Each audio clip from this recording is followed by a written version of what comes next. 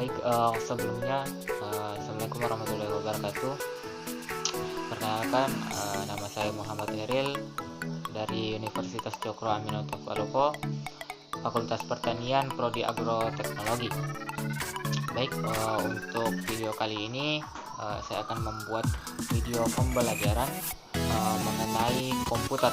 Jadi untuk materinya nanti ada pengertian komputer, sejarah, dan lain-lainnya. Untuk materinya, mari kita masuk. Baik, jadi yang pertama yaitu pengertian komputer. Nah, komputer itu adalah alat yang dipakai untuk mengolah data menurut prosedur yang telah dirumuskan. Kata komputer ini pada awalnya dipergunakan untuk menggambarkan seseorang yang melakukan pekerjaannya mengenai perhitungan aritmatika. Nah, dengan atau tanpa alat bantu. Tetapi arti kata ini kemudian dipindahkan kepada mesin itu sendiri, yaitu komputer. Asal mulanya pengolahan informasi hampir eksklusif berhubungan dengan masalah aritmetika, tetapi pada komputer modern dipakai untuk banyak tugas yang tidak berhubungan dengan matematika. Contohnya membuat dokumen, surat pernyataan, dan lain-lain. Lanjut, yang kedua yaitu bagian-bagian komputer. Nah, bagian-bagian komputer sendiri di sini ada 11. Yang pertama ada monitor, yang kedua ada papan induk, yang ketiga ada pemroses, yang keempat ada slot ATA, yang kelima ada memori akses acak atau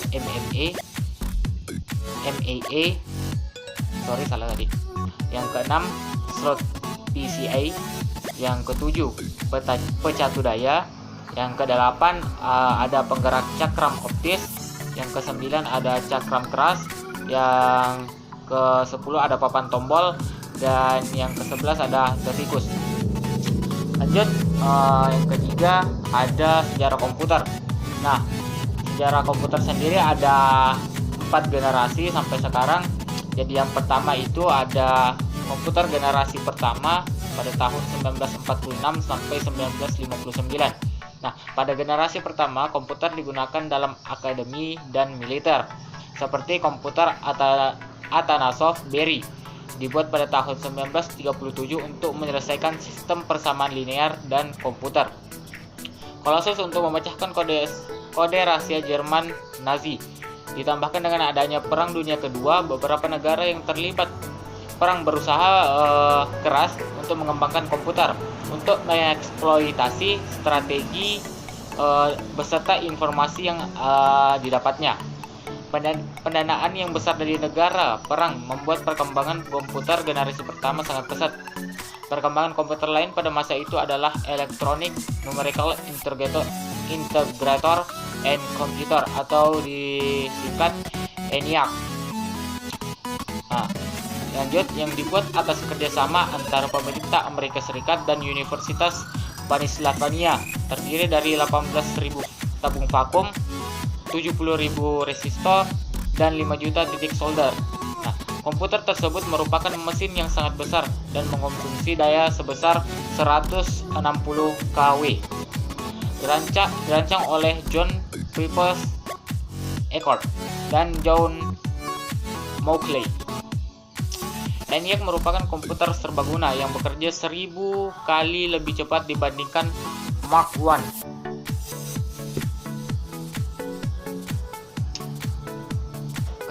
Ketika komputernya dinyalakan untuk pertama kali, Philadelphia mengalami mati listrik.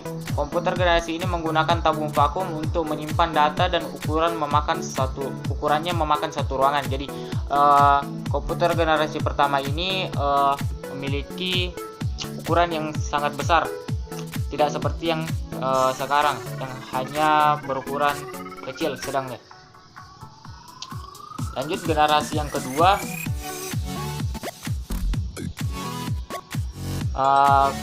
komputer generasi kedua itu pada masa 1959 sampai dengan 1965. Pada tahun 1959 komponen komputer mulai dirancang dengan menggunakan teknologi transistor. Komponen ini dinilai jauh lebih efisien jika dibandingkan tabung vakum. Dengan menggunakan dasar transistor, komputer generasi kedua mempunyai ukuran lebih kecil dibandingkan tabung vakum daya listrik yang diperlukan lebih kecil untuk pengoperasiannya. Biaya pembuatan komputer generasi kedua juga jauh lebih terjangkau dibandingkan menggunakan tabung vakum di generasi pertama. Dengan ukuran yang lebih kecil, komputer generasi kedua ini banyak digunakan di beberapa instansi seperti universitas, perusahaan, hingga pemerintahan. Mesin yang pertama kali menggunakan teknologi ini ialah superkomputer. IBM juga telah membuat superkomputer dengan nama Spire Array dan Subtrix serta menjadikan komputer dengan nama Lark. Komputer ini dikembangkan di laboratorium menggunakan energi atom dengan mengatasi berbagai data di mana kemampuan ini diperlukan oleh peneliti atom. Lanjut di generasi ketiga pada masa 1965 sampai 1971. Nah, generasi komputer ketiga dimulai pada tahun 1965, di mana pada masa itu komputer ini dibuat menggunakan Integrated Circuit atau ICS. Teknologi ini menggeser fungsi transistor sebagai komponen dasar komputer. Komputer generasi ketiga ini menjadi komputer pertama yang dapat membuat operator berinteraksi menggunakan keyboard dan monitor dengan tampilan sistem operasi. Selain itu, komputer ini menghabiskan biaya yang lebih murah dibandingkan dua generasi sebelumnya, sehingga dapat dijangkau masyarakat umum. Hal ini membuat komputer generasi kedua mulai tergantikan. Lanjut, komputer generasi keempat pada tahun 1971 sampai dengan sekarang. Komputer yang kita pakai pada saat ini merupakan komputer generasi keempat, di mana generasi keempat ini dibuat dengan menggunakan komponen dasar bernama mikroprosesor. Chip mikroprosesor memiliki ribuan transistor dan beberapa macam elemen sirkuit yang mana saling terhubung menjadi satu. Banyak sekali kemajuan pesat yang terjadi pada generasi keempat ini, seperti diciptakannya mouse, graphical user interface, atau GUI, hingga komputer yang dapat dibawa kemana saja sebagai laptop. Prosesor atau yang disebut CPU selalu mengalami perkembangan dari waktu ke waktu hingga dengan sekarang. Lanjut, dampak positif dan dampak negatif dalam penggunaan komputer. Jadi komputer itu tidak memiliki dampak positif saja, ada juga dampak negatifnya. Jadi yang pertama ada dampak positif. Jadi dampak positifnya ada 3 di sini yang saya siapkan. Yang pertama yaitu lebih membantu dalam urusan pekerjaan. Yang kedua membantu dalam bidang pendidikan. Ya, kita tahu dalam bidang pendidikan sangat membutuhkan yang namanya komputer. Yang terakhir ada membantu untuk saling berbagi file. Jadi komputer ini tidak semerta-merta hanya bisa membuat file atau dokumen. Jadi bisa juga saling berbagi. Yang kedua ada dampak negatif. Nah, ini dampak negatifnya ada 3 juga. Yang pertama digunakan untuk meretas situs, baik itu lembaga, pemerintah dan lain-lain.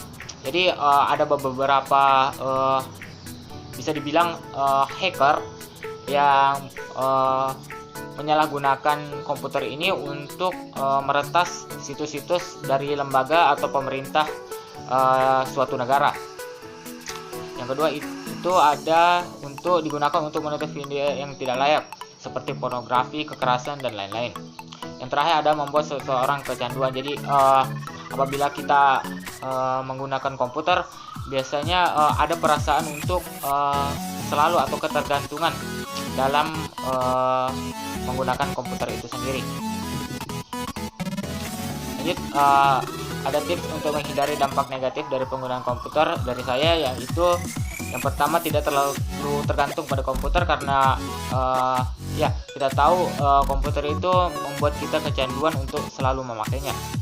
Yang kedua yaitu menggunakan komputer dengan tujuan yang baik. Jadi gunakan komputer dengan tujuan yang baik gitu, berguna untuk diri sendiri,